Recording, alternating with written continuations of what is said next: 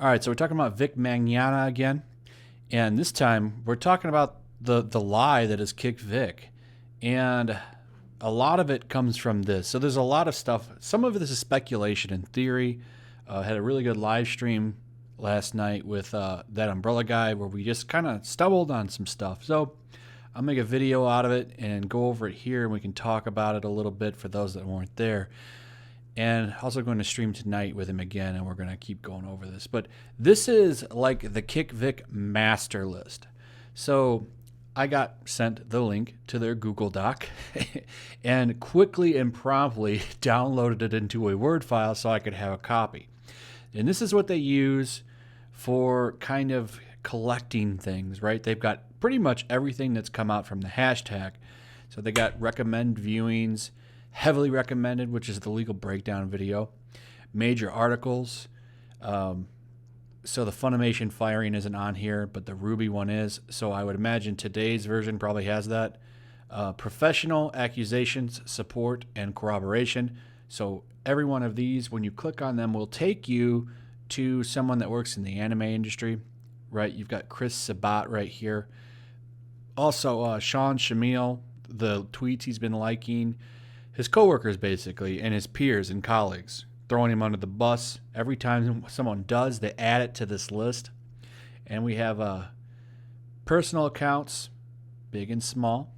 And these are the accusations. Now we're going to go through some of these accusations actually in this video, and we're going to see exactly what's going on here. So me and Umbrella Guy came up with a theory. We just kind of stumbled on it, and when you look at a lot of the people making these accusations against Vic, there's a theme that kind of pops up.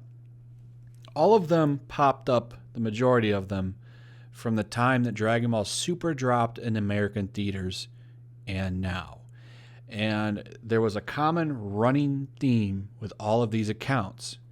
They were all, mostly except for two, which had 2,000, 4,000 subs or followers or whatever, because it's Twitter, right? Barely any likes for most of them, barely any followers, right? But they do that KickVic hashtag, boom, they start getting likes, and their follower count goes up a little bit. We actually looked it up on the site where you could see the growth of someone's Twitter, and they weren't getting any likes. They throw a little hashtag KickVic, boom, they're getting some likes.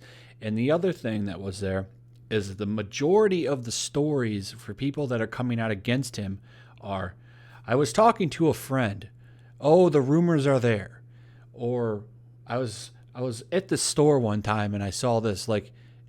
There was only two accounts really where they were saying, this happened to me. So we're going to go ahead and take a look at a couple of these, and then I'm going to show you what I'm talking about here. And of course, one thing some people asked for me last video was, where's Sabat's tweets? So I couldn't get them at the time, and I should have. I don't have Sean's. It's on that list, but I'd have to go through the whole thing. It's just him liking tweets. He hasn't actually came out and said anything, but he's liked a bunch. But here's the main one. Monica's my closest friend. If someone is under a bus right now, it's his own fault. What kind of fault is that? Could it be this? Look how long ago this answer to a Yahoo question was posted. 6 years ago. Vic has been a creep for at least 6 years. KickVic. This isn't something new, people. Vic, man, whatever that spelling is, used to be someone I really looked up to, but sis, those days are gone. Now, what is this accusation that got, he's a creep for 6 years? What is it? So, was Vic banned from whatever con this was? And this is what is being used to prove that he's all the shit that they're accusing him of. But I'm not sure about anime Matsui, but I know he's been banned from several conventions. He's outwardly very cool and a nice person who's great to his fans. But from what I've heard, on multiple occasions, he's been caught having intimate moments with minors in secluded areas, like closets and elevators. It's illegal to make any such advances towards minors, and it's certainly not welcome at family-friendly conventions, so it's very possible that Anime Matsuri banned him for such reason. Edit. If a convention bans someone, they don't make it public, since they don't want to be bad for attention or whatever has been banned, since it might have been caught in a bit of an uproar. Couple problems here, right? Couple problems. Number one, I've heard he's been caught, right? And this is a common theme throughout all of these accusations that come out. They're literally other people recounting on things they've heard other people have said. That's the thing here. Only a couple of them are usually like actual people saying something. And a lot of the time, this is how those go. Well, a few years ago, I was fangirling at a con, right? But looking back after talking with others, right? The theme seems to be people, caught up in all this stuff. And it's like they're looking back and thinking, well, maybe they're right. But this is all theory on that. The only thing that I'm damning for sure are these type of accusations where it's like, well, I heard this, and it's being thrown out by this person who thinks that, this is a way to be an accuser. But look at this, my point here. Used hashtag KickVic, right? 78 likes, 2 comments, 29 retweets. What do we got? 68 followers. Joined May 2017. What's the average here? On something that this person has actually tweeted? Well, let's take a look. Boom, boom, boom. 0. Go down here.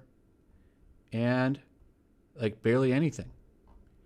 But insert yourself into KickVic. Well, you might actually get some followers, and you might actually get some likes. Let's take a look at some other ones here. And remember, don't go bother any of these people, okay? So we go in here. Now, when you click on the hyperlink in their master list, this is what's popping out. And that's done because this is what they want to draw attention to. The original post was this person saying, so at a con, they deleted their announcement that Vic was going to be there. But, he's still going to be there, even though they're not talking about it.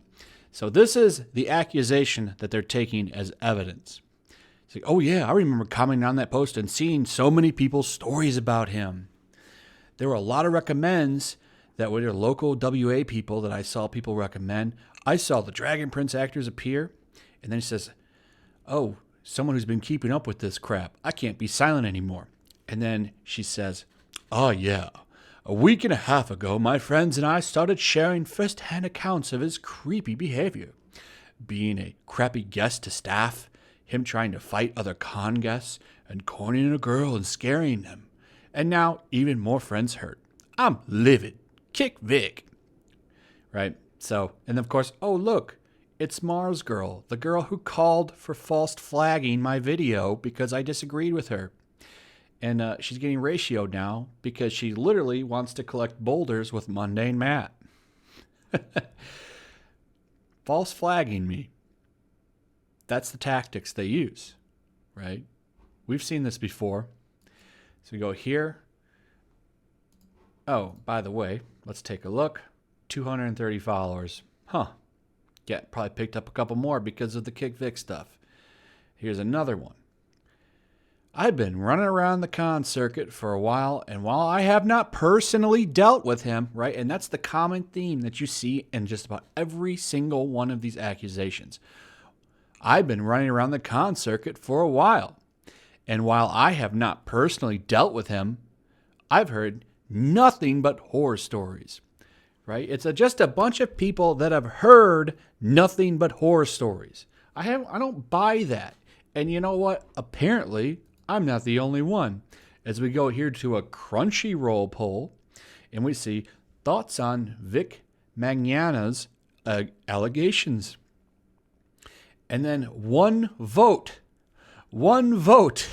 says Vic is guilty. The rest, and this is a small sample, right? 17 votes. These allegations need to be proven. I would like to see a bigger sample there, but, what can you do? I'm just showing you that, I'm not the only one that thinks this.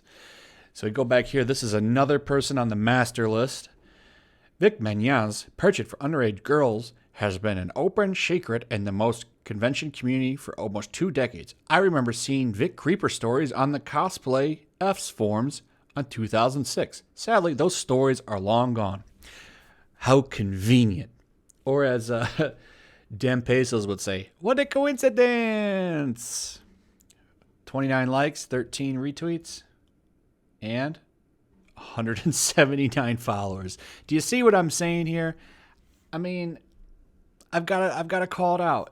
And I think that something's going on here, something odd. I see a group of people capitalizing on someone's success to bring them down to get something good for themselves. Vic, he's got a lawyer. You know, hopefully when all of this dies down, he will come out and comment and tell us what he thinks. But, you know, this is what I see going on. I see people taking advantage of a situation to build themselves up, and they're going to tear him down to do it. And it's such a shame that, you know, people think like that. It's kind of sad. I think the super hugging thing that he was doing is more of a naive, kind of innocent thing, to be honest. I think he loves his fans from everything that I researched on him, and I think he's just a hugging, overly extroverted guy. Now, I'm not saying that it's smart. It was stupid for him to go around hugging people, but I don't think hugging people is worth destroying their lives over. And, you know, maybe he should have not done that, but I don't think he meant it in a malicious way. I don't think he meant any offense. I think he generally just wanted to spread some love, you know. All these accusations and stories, but not one picture, not one video. Okay, this isn't 20 years ago. We're in the age of cell phones. Everyone's got a studio in their pocket, and no one's got a video of him grabbing ass. There's stories of him making out with young girls in his booth. Get out of here. No one called the police? Okay. So I'm really suspicious. I'm going to keep looking into this, and we'll see what we find, you know. Like, either some proof will come out, and then in this case, then, you know, we'll denounce him, or, you know, we'll find out that people are collaborating. And we already know that there's cabals. We already know that there's people working on a master list together. When I went in, there's 40 people editing that thing, right? This is some weird stuff going on, right? Leave me a comment. Let me know what you think. Do you think that we're in some kind of anime gate now? This is some crazy stuff. Leave me a comment, like, subscribe, and I'll see y'all on the next one. Oh, don't forget, stream tonight.